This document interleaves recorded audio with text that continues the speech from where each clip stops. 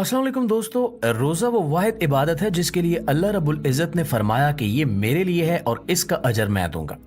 पूरी दुनिया में इस वक्त अरबों मुसलमान रोजे रख रहे हैं और अल्लाह की इबादत कर रहे हैं।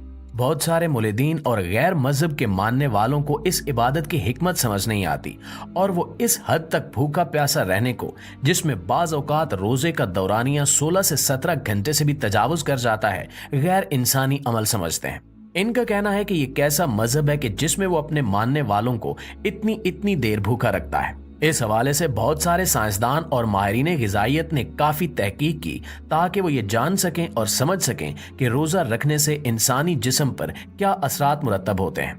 इस तहकीक का मकसद ये था कि किसी तरह से रोजे का कोई साइड इफेक्ट निकाला जा सके, जिससे मुसलमानों को ये बावर करवाया जा सके कि ये एक ऐसी इबादत है जिससे जिस्म को नुकसान होता है और रोजा रखने से इंसान की जिस्मानी सलाहियतें कम होती हैं।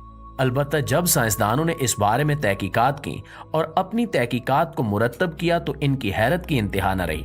वो गैर मुस्लिम साइंसदान जो इन रोजों को नुकसानदेह साबित करना चाहते थे, वो अपनी ही तहकीक के हाथों परेशान हो गए।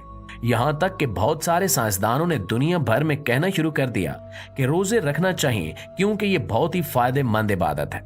माहिरीन ने अपनी तहकीकात में ऐसा क्या पाया जिसकी वजह से वो कहने पर मजबूर हो गए। आज की हमारी वीडियो का मौजू यही है। प्यारे साथियों, रोजे के फवायद और नुकसानात पे आज से नहीं बल्कि बहुत सारे अरसे से लिखा जा रहा है और इस बारे में तहकीकात की जा रही हैं।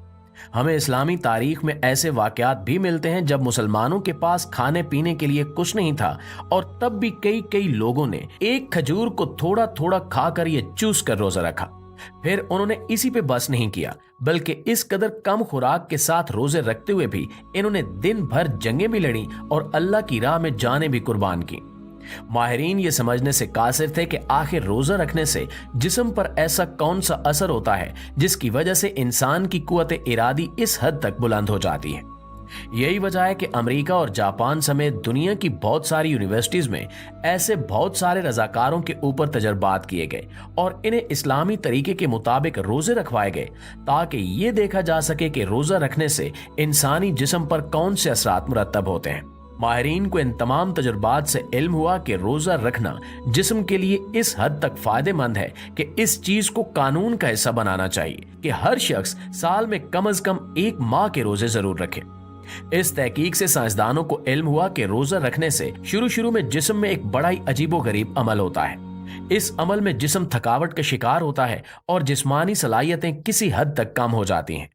इसकी वजह यह है कि एक इंसान जो सारा साल खाता पीता रहा हो, वो अचानक से यूं रोजे रखना शुरू कर दे तो इसके साथ तो ऐसा होगा ही, लेकिन इसका अगला नतीजा बड़ा हैरानकुन था।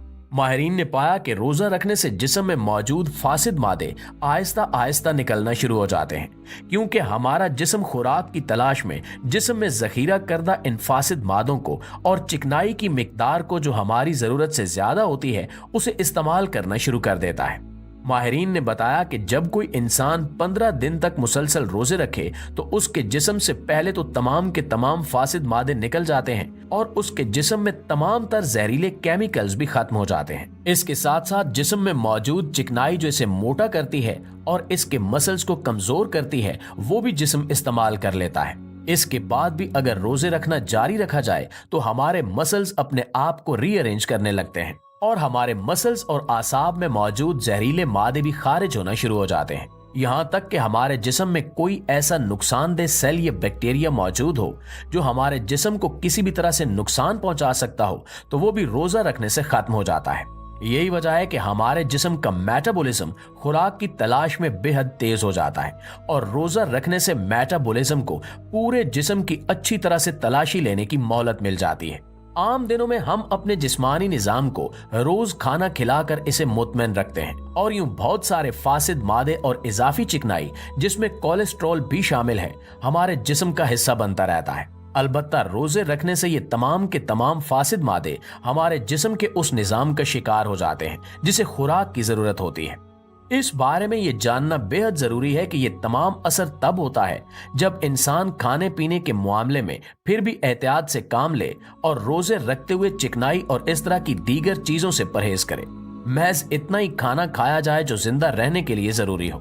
इस मामूल पर अमल करने से साइंसदानों को इल्म हुआ कि वो तमाम रजाकार जिन्होंने इस सरगर्मी में शिरकत की और रजाकाराना तौर पर इस्लामी तरीके से रोजे रखे, इनका जिस्मानी निजाम 1 माह के बाद निहायत बेहतरीन हालत में था। जिस्म में मौजूद तकरीबन तमाम के तमाम फासिद और जहरीले मादे खत्म हो चुके थे।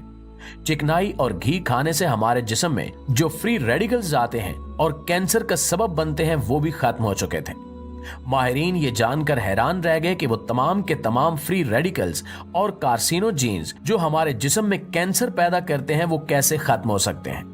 यही वो पॉइंट था जिसने साइंसदानों को चकरा कर रख दिया। माहिरीन ने इस पॉइंट पर मजीद तहकीक की तो इन्हें इल्म हुआ कि दरअसल ये भी रोजे का ही कारनामा है।